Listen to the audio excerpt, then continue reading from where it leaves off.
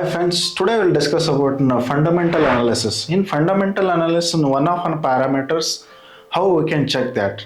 Whenever you are investing any money in long term, you have to look at market cap. In market cap, how it is considered for blue chip companies and large companies and mid cap companies and small cap companies. How it is considered? Just we will have a look at on that. Okay, first one, what it is. Blue chip companies. Blue chip companies.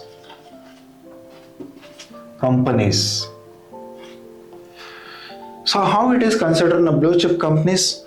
Which are the companies having 1 lakh crore above market cap, MC, market cap.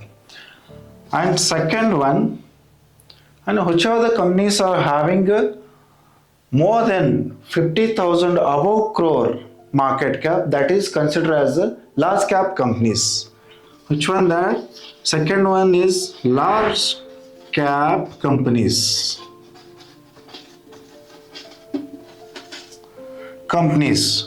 How it is considered? 50,000 crore above market cap, MC.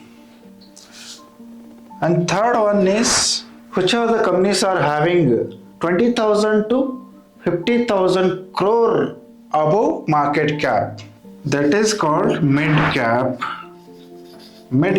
companies.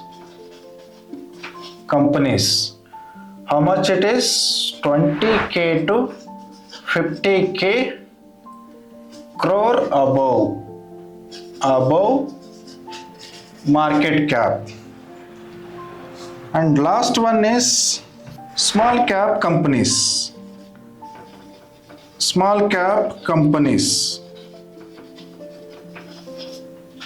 Which of the companies are having less than 20,000 crore, that is called small cap companies.